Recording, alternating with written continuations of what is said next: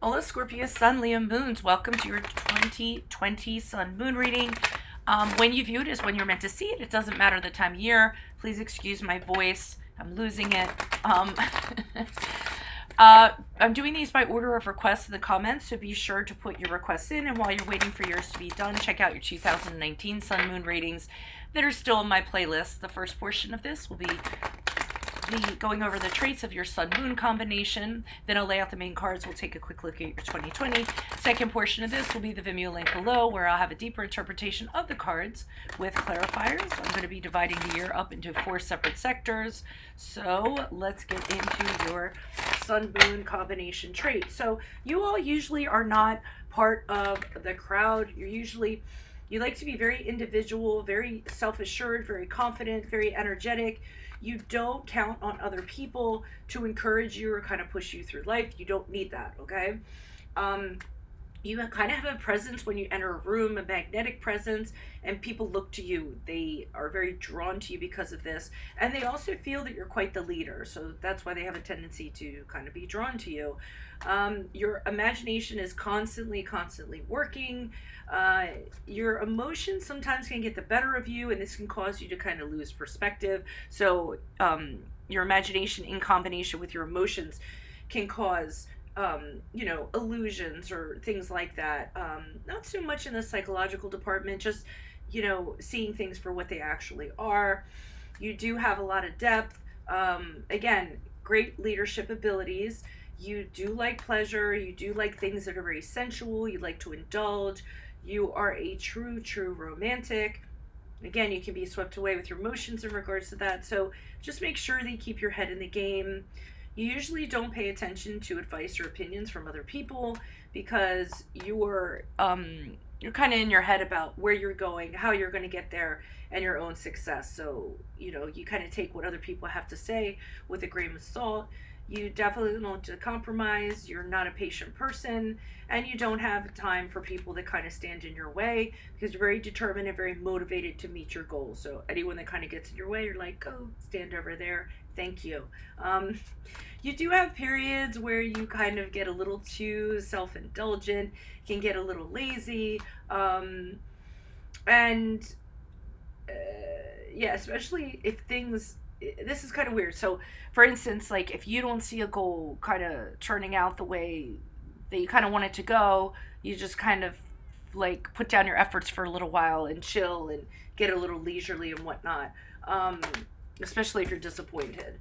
So you do, but the good part is you continue to stay positive, you think positive, you have the optimistic outlook.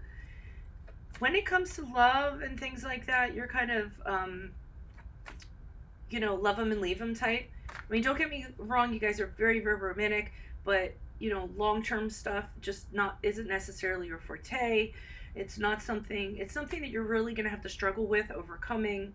Um, and yes, you guys can be disloyal, even though Leos are pretty loyal people. The Scorpio kind of takes over, so you can have a tendency not to be loyal in a relationship.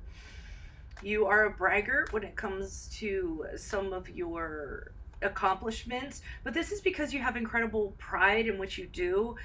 So you can't help boasting, you can't help bragging, but other people kind of see it as a little bit too much.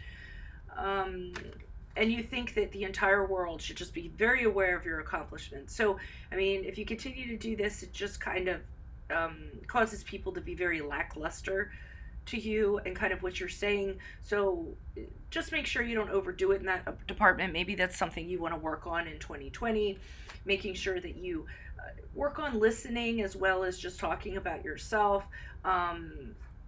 Listening to what other people have to say, being accepting of what they have going on in their life, things like that, I think can significantly improve your life. Um, Whatever you have a dramatic flair, so whatever you kind of do in your actions, you do it so that you can get attention. You like attention. Everyone likes attention, but you seem to do things a little more to the extremes. You don't do things just halfway. You do them the whole way. You might want to tone things down a little bit. Share the limelight with other people, and like I said, just be more open. Other people realize other people like to talk about themselves. Other people have goals. Other people like people to listen, and just being more sensitive to that. That doesn't mean giving up your goals, or your things. Just once in a while, take a breather, hear what someone else has to say. Stop focusing so much on yourself and realize there's, like I said, there's other people around you. Um, and yeah, I think that's it. Okay, so let's see what's going on for your 2020. Holy Spirit, angels, divine guides, universe, can you please divine your truth, your wisdom, your clarity, and your insight for Scorpio, Sun, Moon, Moons? What do you see? What do they need to know to reach your higher ground, become closer to the universe? Oh my gosh, hold on. Let me do that again. Become closer to the universe and closer to divine. Any messages you have for their greater good would be greatly appreciated, and we thank you. Scorpio, Sun, Leo, Moons, December 2020. What do you see? What do they need to know? What do you see for January, February, March for Scorpio, Sun, Leo, Moons? Okay, we had the Page of Pentacles in the upright for January, February, March. Keep in mind, if this reading resonates, consider personal reading. Just send me an email and we can go ahead and work that out. Okay, for the period of April, May, June, we have the Ten of Cups in reversed. Also, ask me a question on Instant Go. Check me out on Facebook. Check me out on Insta. Put my weeklies and weekend readings on there. Not weekends so much right now because I'm really busy. Empress card in reverse for July, August, September. And then if you could like, share, subscribe, and or donate below, that'd be greatly appreciated. We have the Six of Swords in the reverse. Okay. So... yeah, things are starting off pretty well in January, February, March. I see you thinking upon something. It's an idea, it's a seed, something that you feel that can grow. A lot of times with the Page of Pentacles, it's in regards to how to improve your financial situation, how to improve your practical situation that you have going on. Some people consider a new business. Some people decide to take up a new field to study. Some people decide to take up a new career. I mean, it's kind of the idea, it's not the action. It's always that way with the Page of Pentacles for me. So I see that's where your focus is, the spark of idea and figuring out how you're going to make that happen to improve things. Like I said, in the financial department, practical department, your standing in general. Now, and this is a pretty spotty reading. I'm not seeing it flowing, so it just seems very segmented. But in April, May, June, we have the Ten of Cups in reverse. So this could be problems at the home. This could be a broken marriage, a broken relationship, problems with the kids, a lot of discord in the family. The Ten of Cups in reverse is usually home-based, and it's usually about the emotions. A lot of emotions kind of clashing in a lot of different ways. Not looking at things the same way, values not being the same, and it's affecting home life, family, what have you, possibly bringing about arguments, bringing about sorrow. Someone can also feel emotionally their needs aren't getting met during this period of time. Doesn't have to be romantic, however it really is. Now, we move into July, August, September. We have the Empress card here in reverse. So the Empress card, when she's in reverse, is usually not having things growing, not having things being fulfilled. And I feel like in the middle of the year here, things are going to be really disruptive in the home place.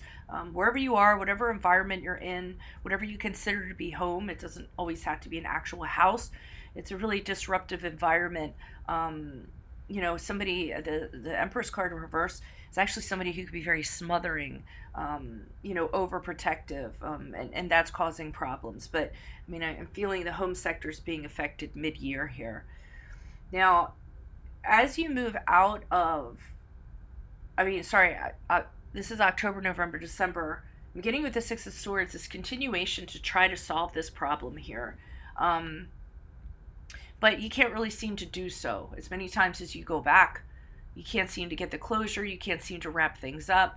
You're kind of realizing, but you can't kind of move on from it either. And you can't move on from it because you're not getting your closure. You're not fixing this. And you feel like this needs to get fixed. So I think that's going to be a problematic year for you in regards to that. Now, I don't really know. I mean, obviously I pull clarifiers to see if I can hone in on this a little more. So make sure you click on the Vimeo link below to take you to that video. Again, if this resonated, consider a personal reading. Check out your 2019 Sun Moon readings. Ask me a question on Instant Go. Check out Facebook and Instagram. Like, share, subscribe, and or donate. And otherwise, good luck to you all in 2020. Adios from Veronica Garnett. Bye.